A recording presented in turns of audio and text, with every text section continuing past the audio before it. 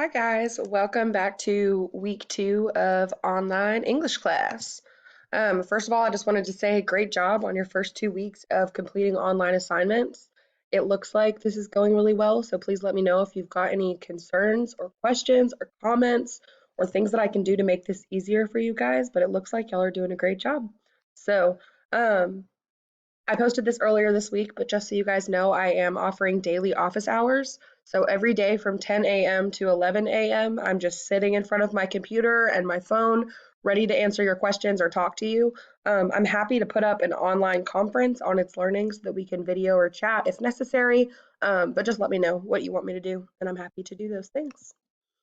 So this week we're going to move into starting a writing piece, and this is only going to be like one page, and it can be about anything in the world that you'd like, as long as you're expressing some kind of message or topic or issue. I don't really care.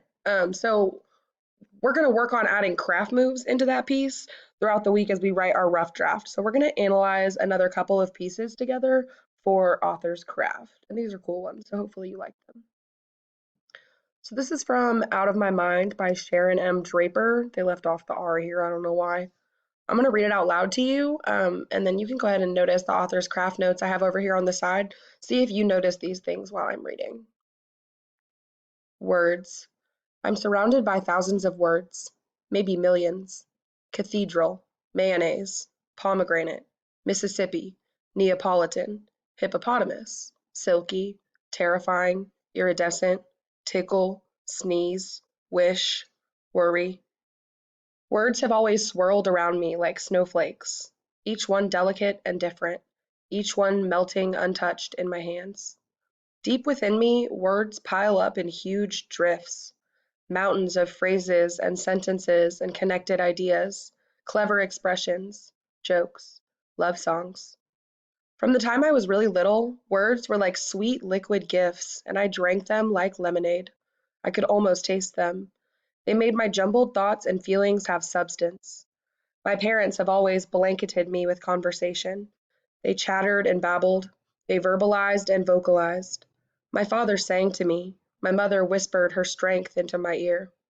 Every word my parents spoke to or about me, I absorbed and kept and remembered. All of them. I have no idea how I untangled the complicated process of words and thought, but it happened quickly and naturally. By the time I was 2, all my memories had words and all my words had meanings, but only in my mind. I have never spoken one single word. I am almost 11 years old. All right, so first and foremost, diction. This girl uses not only in this like little part where she picks unique words, but she specifically uses words that have an impact. Here, when she said words pile up in huge drifts, when I hear the word drifts, I immediately think of snow, like snow drifts. So I'm imagining now all these words as being like little snowflakes piling up, and that did something for me as a reader. The M dash, I've told you guys how much I freaking love an M dash, and she uses two here that definitely help with pacing um, and understanding, I think. From the time I was really little, the pacing there, words have always swirled around me like snowflakes with a dash and then adding more description. Alliteration throughout, delicate and different. Um, there were a few more. Verbalized and vocalized, she's got them scattered throughout. Her figurative comparisons, she's got them for days. Mountains of phrases and sentences, so she's comparing these phrases and sentences to mountains or drifts, like snowflakes. Sweet liquid gifts, she compares words to like a million different things, and each comparison has kind of a different impact and gives you a different understanding of what words are for this character. Imagery, I already talked about how her using drifts and snowflakes to compare um, words provided that image for me. Um, Drinking words down like lemonade provides that image. Um, Something being untangled provides an image for me just using that diction right there. Her sentence structure is really interesting. Her organization, the pacing, which I've already talked about, and then that shocking ending. So here's the cover of that book if you're interested in looking at it. I'm going to go on because I want us to have time to look at the next one. So this is from Geek Love. I've got my author's craft notes over there to the right. I'm going to read it to you and then we'll talk through those notes. I cut Artie's meat slowly while my chest fills with a yearning that would like to spill out through my eyes and nose. It is, I suppose, the common grief of children at having to protect their parents from reality. It is bitter for the young to see what awful innocence adults grow into, that terrible vulnerability that must be sheltered from the rodent mire of childhood. Can we blame the child for resenting the fantasy of largeness? Big, soft arms and deep voices in the dark saying, "Tell Papa, tell Mama, and we'll make it all right." The child screaming for refuge senses how feeble a shelter the twig hut of a grown-up awareness is. They claim strength, these parents, and complete sanctuary. The weeping earth itself knows how desperate is the child's need for exactly that sanctuary, how deep and sticky is the darkness of childhood, how rigid the blades of infant evil, which is unadulterated, unrestrained by the convenient cushions of age and its civilizing anesthesia. Grown-ups can deal with scraped knees, dropped ice cream cones, and lost dollies. But if they suspected the real reasons we cry, they would fling us out of their arms in horrified revulsion. Yet we are small and as terrified as we are terrifying in our ferocious appetites. We need that warm adult stupidity. Even knowing the illusion, we cry and hide in their laps, speaking only of defiled lollipops or lost bears, and getting a lollipop or a toy bear's worth of comfort. We make do with it rather than face alone the cavernous reaches of our skulls for which there is no remedy, no safety, no comfort at all. We survive until, by sheer stamina, we escape into the dim innocence of our own adulthood and its forgetfulness.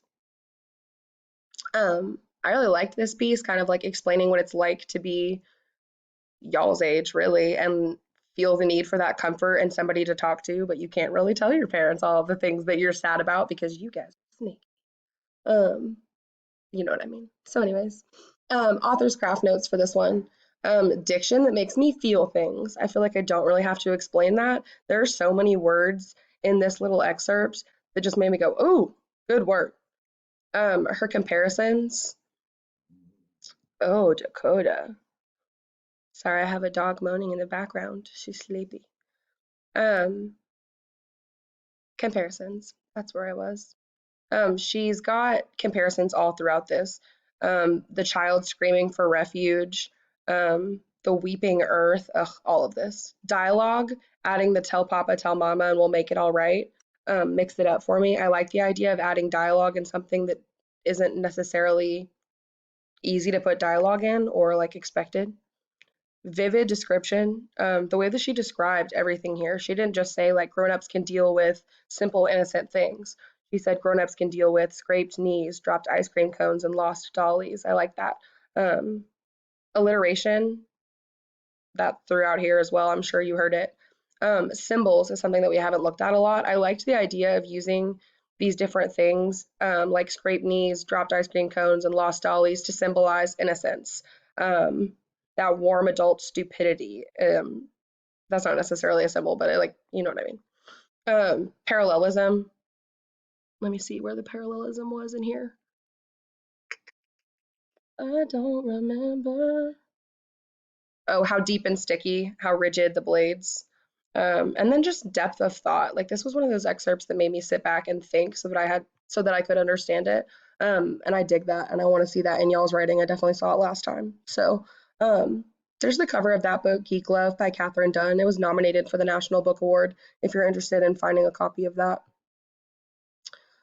So the point of this was just kind of to show you how authors are using different craft moves, maybe ones that we don't use a whole ton, um, to inspire you to go into your working draft and add craft moves that will blow my mind in the good way. Don't stress. This is going to be a simple one-page paper. I just want you to cram as much craft and personality into that one page as you can. Let me know if you guys need help with anything. I love y'all, and I'll talk to you soon. Bye.